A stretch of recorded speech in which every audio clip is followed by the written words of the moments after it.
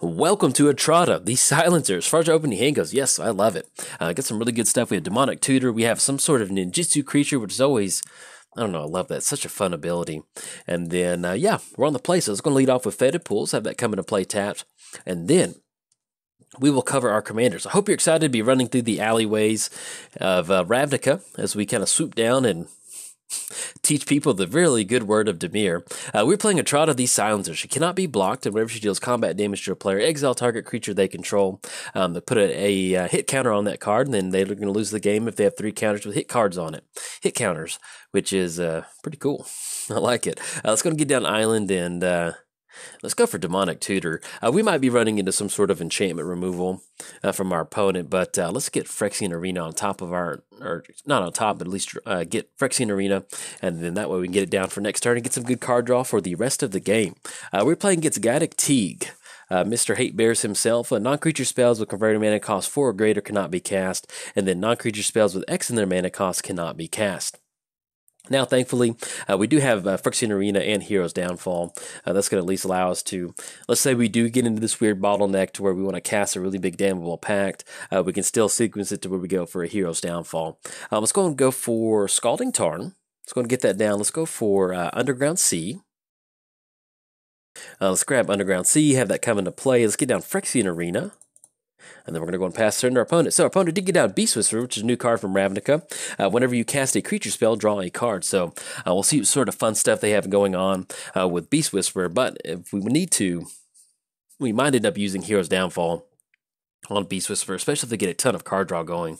And if they start missing a few land drops, we will definitely go for Hero's Downfall and Beast Whisperer because we'll make sure they're not going to get any land drops going. They're playing Gaddock Teague. They don't want us to cast big spells. We don't want them to have a lot of creature card draw. I'm definitely A-okay with that. Now, as far as Etrata goes, what are we doing with Etrata? If you do, oh, okay, they do have Acidic Slime. Bummer. That happens, though. You got to go for that. If you can get Phyrexian Arena to stick on the battlefield, you're in a really good spot. Okay, so they end up going for Acidic Slime on Phyrexian Arena, and then I'll kind of cover what we've got going on with the deck here in just a second. So I got Beast Whisperer swinging in for 2/3. And that leaves them at 5 cards in the hand. With Acidic Slime and Beast Whisperer on the battlefield, I'm almost really tempted to go for Etrata. Yeah, let's do that, because that's going to allow us to at least kind of start exiling some of those creatures on that side of the battlefield. Yeah, let's go and get her down. They might have some sort of path to exile, Swords of Plowshare. If they do, they've got it. Don't really want to stick around with a Beast Whisperer and Acidic Slime on the battlefield and try to wait it out. So at least kind of get down Etrata, force them to have some sort of spot removal. If they don't, that puts us in a position where we do have Supreme Will.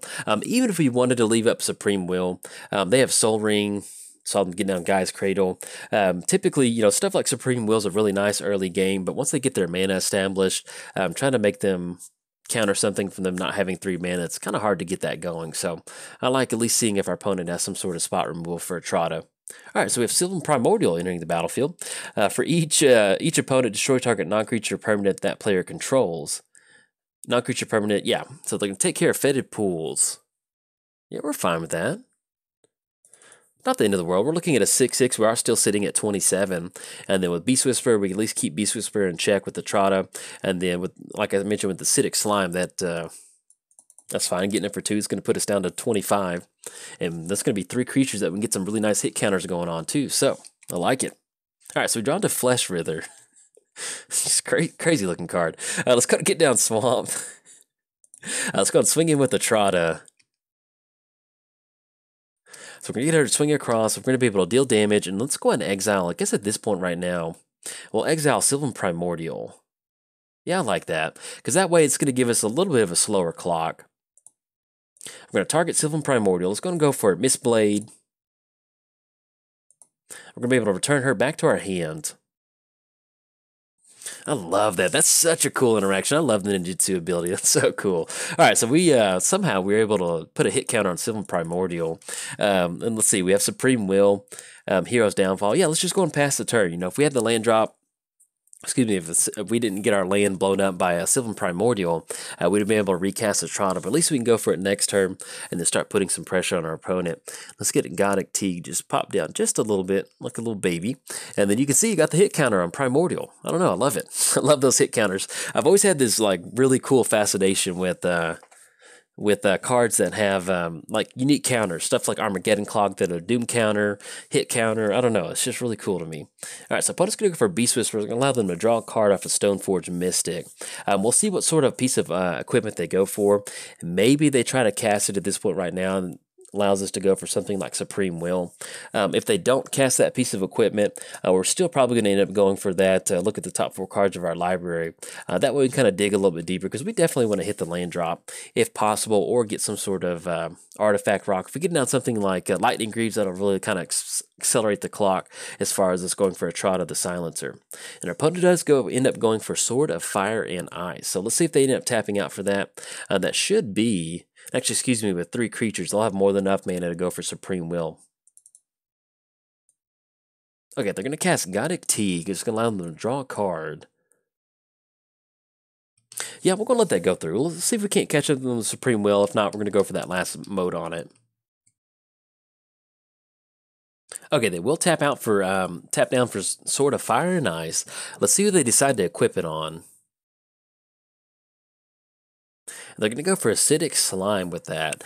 Now, what we can do is we can go for Hero's Downfall on the Acidic Slime. That's going to give it that nice protection, but then basically just re-equip for next turn.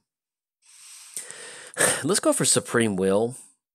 Yeah, I like this a little. Either way, we're still going to be online for Hero's Downfall if we want to go for that next turn. I just want to dig into our library just for some sort of answer on our side of the battlefield. And then, ooh, Resonator and Boots. Okay. If we're going to be racing, Boots will definitely help us. So let's go and grab Boots on this one and put the rest on the bottom in any order. I'd like to see some sort of land or some sort of fast mana, but if we're going for Ninjutsu, or at least kind of sending her back to the command zone, getting Boots down will definitely help us kind of get those hit counters going. All right, so we have Acidic Slime swinging in for 4, and that's going to be Beast Whisperer swinging in for 2. We're drawn to go for the throat. Yeah, let's go and get down Swiftfoot Boots. And that puts us in a position where next turn we can end up going for go for the throat. Then hopefully if we hit the land drop, that'll allow us to go for getting, kind of cleaning up some of these creatures. All right, but it's going to go for a Grasslands activation. And one of the wild things about this card is that the art on it is just so... It's just insanity. So you look at the different zombie. It's technically it's a horror, but it looks like a zombie. But there's a lot going on in that art, and it's got like the long hair and stuff. I don't know. It's just really, really interesting. Okay, but it's gonna go for Preacher, and that will be Primetime coming. My goodness. All right, so we got Primetime coming down too. Get those 2 lands on the battlefield. My goodness. All right, so yeah, they decide to swing in. We'll definitely be going for go for the throat on Acidic Slime. Okay, that's going to knock us down to 16. As far as combat damage next turn, let's see. Let's see if we hit the land drop for the turn. Oh, we do. Okay, let's go to get down Island. Let's go and go for Etrata. We're going to be racing that Preacher at this point right now. Let's get down to Etrata. Let's go for the Swiftfoot Boots equip. Okay, let's go and swing it with the Etrata. We're definitely going to be exiling Primetime at this point right now. And I love that she can't be blocked. Now, the only downside is that Etrata's going to have to go back. Do you want to get her back on the battlefield? We can use Transfigure to bring her back.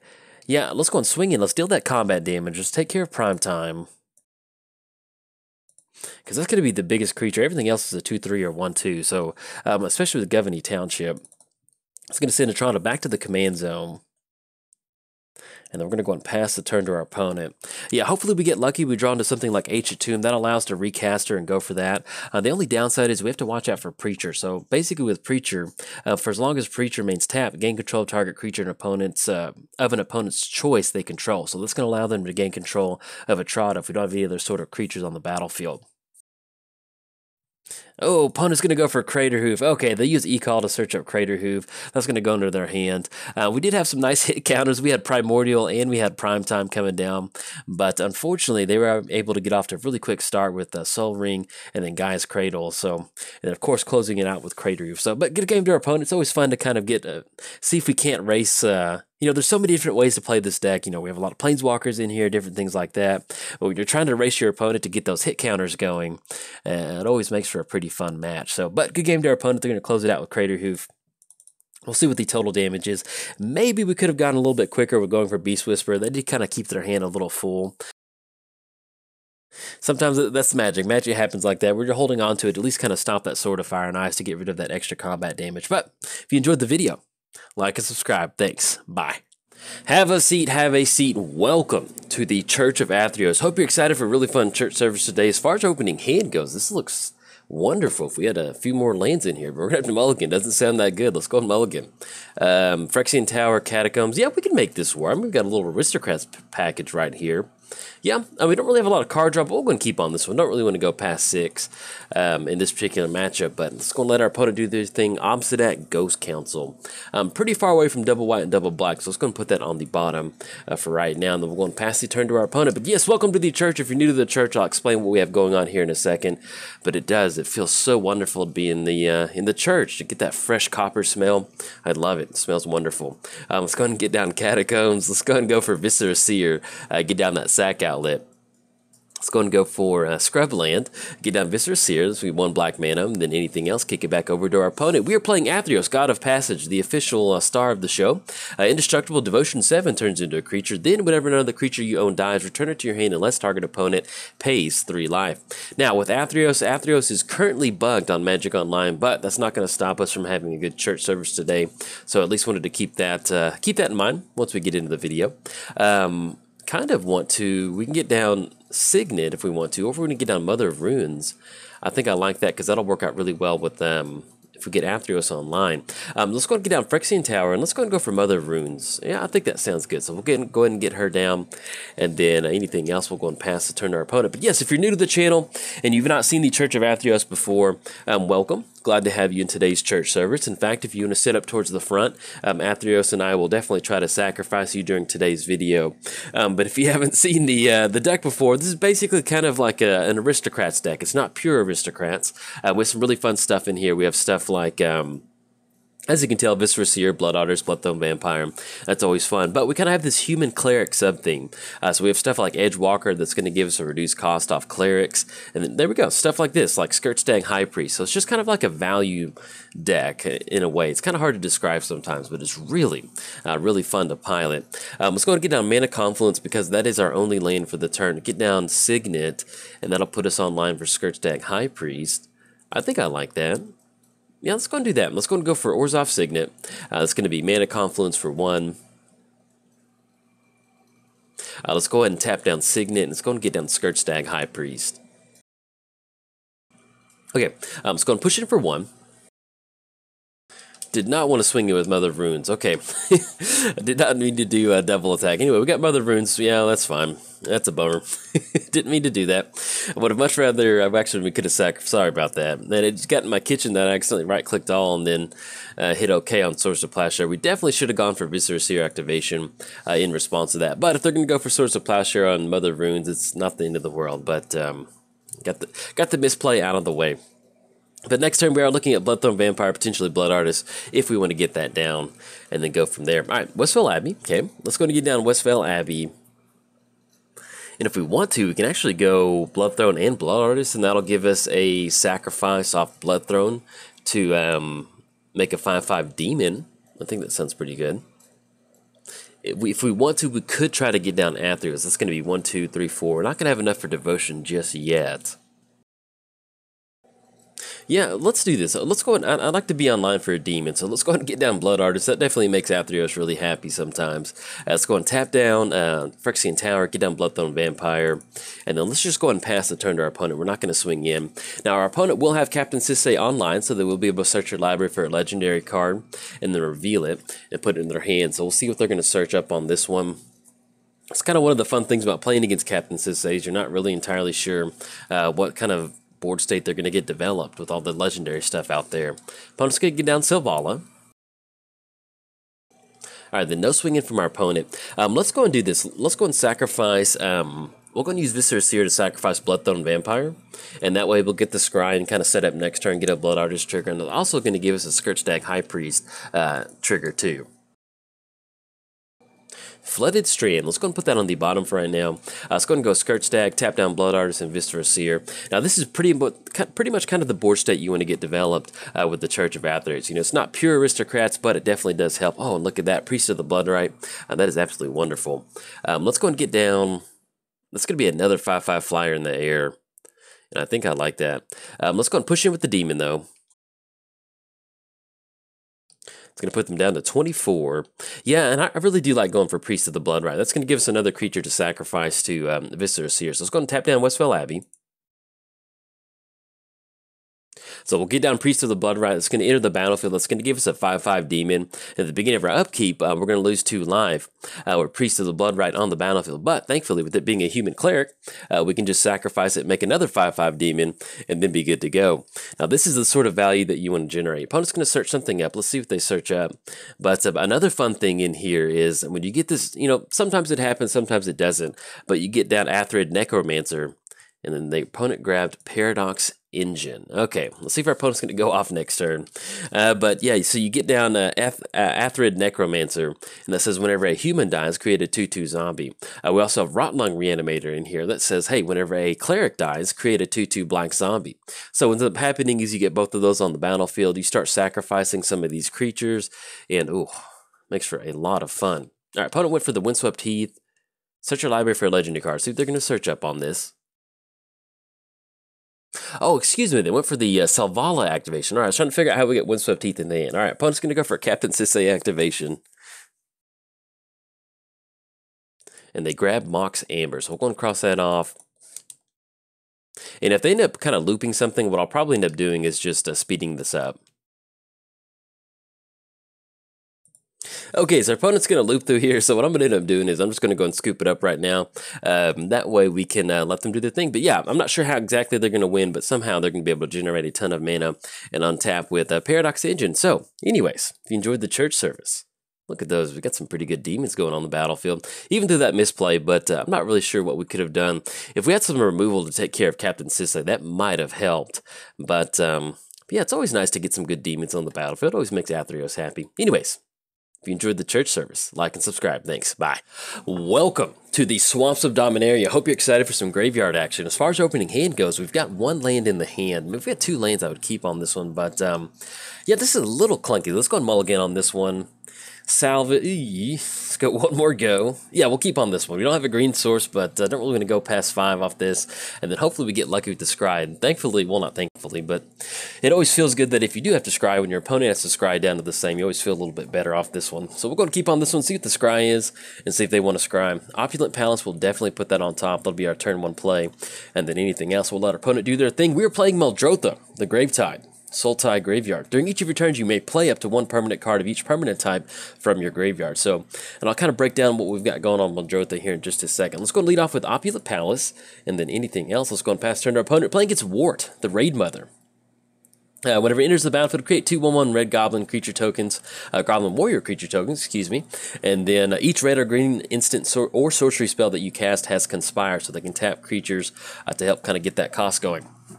But yes, as far as Muldrotha goes, if you haven't seen Muldrotha, let's say you're new to the channel or you come across this video, what are we doing?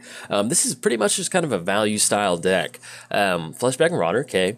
Let's go ahead and go for Dakmor Salvage. Yeah, I like that. And then we're going to go and kick the turn back over that. It does put us online for Reclamation Sage on Swiftfoot Boot, so we can kind of take care of that. They don't have a creature out there to protect, but definitely good to kind of get those off the battlefield and kind of go from there. But yeah, as far as this build of the deck, it's not really... you know, when you're building Muldrotha, one of the things you do have to watch out for is going to be some sort of graveyard hate. It's pretty much going to happen whether you're sitting down in a multiplayer setting or some sort of 1 versus 1 setting. So really what this deck is kind of designed to be is just kind of like a good enter the battlefield deck. You can see stuff like, we have stuff like Fleshback Marauder. It's going to allow us to kind of get some extra sacrifices on our opponent. Let's say they were able to shut our graveyard off somehow. That's going to allow us to kind of hopefully get a little bit of board control. I was going to get down Underground Sea, and do we want to go for Birthing Pod? Get that extra mana down. Let's do this. Let's go and go for Reclamation Sage. We're going to go and take care of Swiftfoot Boots. Yeah, I like that. It's going to keep it off their commander, and hopefully to buy us a little bit more time to kind of start working towards our mana to get down Muldrotha. Yes, we're going to use that ability, take care of Boots, and then anything else we're going to want to pass turn to our opponent. Now, one thing that we can do, if we're worried about our opponent going for their commander, more than likely they're going to get a few more creatures down, but what we can do is go for Flashback Marauder. That's going to get rid of Wood Elves, and then whenever they do get their commander down, we could go for something like Animate Dead to kind of get that extra sacrifice trigger on our opponent. Now, if they do not create, I was just about to say, if they create a beast token, if they don't create a beast token, we're going to be able to swing in with a 2-1 Reclamation Sage. But let's see if we can't kind of sequence it to where hopefully we can kind of push past this one and get some of that loyalty off of Gurk Wildspeaker. So drawn two Flooded Strand. Let's go and get that down. Do we want to go for a Birthing Pond activation? It's going to be 4. That could be Sidisi to give us a little bit of extra stuff off of that. Yeah, let's do that. Let's go and crack Flooded Strand. Let's go and get a green-blue source off of this one. Let's go and grab Tropical Island. Let's go and go for Birthing Pod. We're going to pay 2 life off that. It's going to put us down to 26, and then we'll go and get this down and be able to go for an activation on Reclamation Sage. We're going to pay 2 again on this one, and then go for Reclamation Sage Sacrifice. See what we can grab off this. Get this popped out just a little bit. So we have a couple different options. We have stuff like Hostage Taker, Ravenous Chupacabra. I think I like going for Sidisi. That's really going to get our graveyard going. If we can get something like Life from the Loam off this mill, or simply just get those lands into the graveyard, that'll really help us kind of start working towards Muldrotha. Anything else, we're going to go and pass turn to our opponent. Now, at the 5 slot, we do have a couple good options if we want to end up sacrificing Sidisi, but she is a pretty good creature, so we're going to try and hold on to her if possible. But if we need to, we do have stuff like Titania. That's going to allow us to kind of get some good elemental tokens on the battlefield. As you can tell, we have Flooded Strand in the graveyard, so once we get down Titania with Muldrotha, be able to kind of start playing those fetch lands out of the graveyard, we'll get some pretty good options going. Another option that we could go for would be Get Rock. That's another thing that we can do to kind of really help amplify the card draw that we've got in the deck to kind of help us get down Muldrotha. Now, as far as some of the really good utility cards in here, we have Lion's Eye Diamond, which if you've never had the enjoyment of playing with Lion's Eye Diamond Muldrotha, it can be pretty busted sometimes. So if we can get into that, that'll allow us to kind of have some pretty explosive turns. All right, folks, going to go for Wart. Going to get that down, get those 2 Goblin tokens onto the battlefield. We do have a couple board wipes in here, so if we can draw into something like Damnation, that'll kind of help us clean the board up just a little bit. And let's see if our opponent's going to swing in with that Beast token or not. And then no swing in from our opponent. Okay. All right, drawn to Seal of Primordium. Nothing out there that we can take advantage of that. Let's go and get down Island. Do we want to go for Fleshback? That's going to allow us to get another 4-drop onto the battlefield, something like Hostage Taker in response to that trigger. And actually, we can only activate it at sorcery speed, so we'll have to sacrifice the zombie if that's what we want to do. Yeah, let's go for that. Let's go for Fleshback Marauder. I think I like that. Each player sacrifices a creature. We'll go and sacrifice the zombie. See who our opponent's going to sacrifice. More than likely, we'll see a goblin get sacrificed. Okay, and let's go ahead and go for Birthing Pond activation on Fleshback Marauder. Actually, we can just go ahead and pay 2 on this one, because we don't need to necessarily pay life on that. Let's go and sacrifice Fleshbag. And let's go ahead and go. Do we want to go for Ravenous Chupacabra or go for Hostage Taker? It's going to allow us to recast Wart, but it's going to go back to the command zone. There's no instant or sorcery. Yeah, let's just go ahead and go for Ravenous Chupacabra. I like that. We're going to target our opponent's commander. It's going to send it back to the command zone. And still, we're at 24, so we're just looking at a couple beast tokens. So that's not the end of the world. Do we want to push in with Sidisi? That's going to allow us to dig a little bit deeper into our library. We could go for Animate Dead if we need to. Yeah, let's go and go for that. I'm okay with that. Let's go and swing in at Gurk Wildspeaker. See if our opponent's going to go for the block. This is going to give us a few more extra cards into the graveyard and give us an additional zombie off of that. So let's go and push in for 3.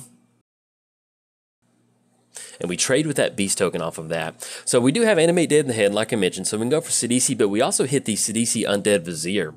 So with this one, that's going to allow us to kind of tutor up something. So more than likely, what we'll probably end up doing is going for Animate Dead on Sidisi. That way we get that exploit trigger, and it's going to allow us to kind of grab Life from the Loam and really start making our land drops. We are sitting at 5 lands on the battlefield, so once we're able to get down Temple of the False God, that'll really kind of open up our mana. And that's the fun thing about playing Muldrotha, is that you run creatures with exploit in there. It's really going to allow you to get that good value over the consistent course of the game. So, you know, we can turn it into Life Alone right now, but once we do finally get down Muldrotha, that'll turn it into Lion's Eye Diamond, which will really kind of turn on our mana base. Opponent's going to go for Genesis Wave for 3. Okay, probably going to need some lands on the battlefield. That'll be that'll be just basically just mountain on the battlefield. That might a little bit of a desperate grab off that one too. I understand that. I played Muldrotha earlier, and we had 2 lands. I was like, well, I hit Life from the Loam, and so I cast Life from the Loam on an empty graveyard in hopes that I would just keep dredging it. And we ended up dredging Life from the Loam like 3 turns in a row, and I could never hit a land off of that one. So I know what it's like to kind of be a little bit mana screwed sometimes. Okay, drawn to Drowned Catacomb. Do we actually just want to simply just tap out for Muldrotha? Their opponent has 3 cards in the hand. Yeah, I think I like that. Let's go and do that. Let's get down Drowned Catacomb. Let's go and tap out for Muldrotha. If we didn't hit the land drop, I'd definitely go for Animate Dead on Sidisi, but I think I like going for that next turn because it also allows to get an extra Animate Dead trigger too. So it's going to be 1, 2, 3. Let's get down Muldrotha. Unfortunately, there's nothing that can go right now since we did make the land drop for the turn. And then anything else, I think we'll kick it back over to our opponent. And actually, let's go ahead and push in on Gurk Wildspeaker. We've got 2... All creatures attack Gurk. We have 2/2/2 bodies on the battlefield, and we're just staring down 2 Goblin Warriors. So I'm going to go and push in on Gurk on this one. Gurk's pretty good in this one. They can go for that -4 ability. So even if they can't get the Conspire going off of their commander, simply having that -4 ability is something that we definitely have to kind of watch out for, especially if they get a really big board state going. So if we can kind of knock down some of that loyalty, that'll be really good for us. All right, there we go. Knock Gurk down to 2, end up with a 2/2 zombie on the battlefield, and we'll go and pass turn to our opponent. Opponent's going to tap out for Sad Robot. Okay, get that down. That'll give him an additional land drop to make for 2. Now, as far as next turn goes, since we do have Animate Dead in the hand, I think I do like going for Sidisi. It's going to give us access to Lion's Eye Diamond. And then also, if we want to, we can use that extra mana to recast Sidisi and start going for some like Life in the Loam if we want to start seeing some more of our graveyard. Another good card that we do have in the deck, which I absolutely love casting, always a lot of fun, is Glimpse the Unthinkable. So that's another card that we can go. It's kind of get your graveyard going, kind of kickstarts that graveyard sometimes if you're not getting a lot of good options off of that. But I definitely do like Animate Dead off Sidisi. And then also, stuff like Animate Dead, I know I'm talking about it, but with Muldrotha, whenever that creature goes back to the graveyard, you're only looking at 2 mana to bring something back. So if you have some really good enter the battlefield stuff for 2 mana, stuff like Ravenous Chupacabra, really allows for some just some really nasty turns sometimes with how cheap that spell is. All right, see what our opponent's tapping out for. Opponent's going to go for Beast Within on Muldrotha. Anything that we need to do in response to that? We can go for Animate Dead. Actually, yeah, let's go and let Muldrotha go to the graveyard. Graveyard, not command zone. So we can actually go for Animate Dead and want to make sure that we can get that Lightning Greaves out of the graveyard too. Oh, there we go. Drawn to Lion's Eye Diamond. Let's do this. Let's go for Animate Dead on Muldrotha. That's a beautiful draw of that. All right, let's go and get Muldrotha back onto the battlefield. Let's go and go for Lightning Greaves. It's going to be, actually, if we want to, we can simply just get down Lion's Eye Diamond. And let's go ahead and let's go ahead and add some mana to. Let's go ahead and add let's add triple black off of that. Let's go for Lightning Greaves. All right, opponent's going to scoop it up on this one, but I'll probably end up posting this one up in some form or fashion. Long story short, you just get to this point with Muldrotha sometimes where you end up with these really short games to where basically if you get down Lion's Eye Diamond, it just makes for some really, especially if you draw into it because you can cast it, add that 3 mana to your mana pool, and then you can also recast it out of the graveyard to get an additional 6 mana for basically free, which turns on your entire graveyard. So basically what we're going to go for is we're going to go for Lightning Greaves, get that onto Muldrotha, start swinging at Gurk Wildspeaker, and then after that we've just got a ton of options. We have Ravenous Chupacabra to really kind of start attacking our opponent's board state, and especially something like Birthing Pod. Even if we don't have a creature to search up with Birthing Pod, simply just sacrificing the creature to get that into the battlefield trigger, and then also repeatable tutor source Sidisi and that Lion's Eye Diamond, and giving that nice extra mana to our mana pool. So I'll go and post this up in some form or fashion. If you enjoyed the video, like and subscribe. Thanks. Bye.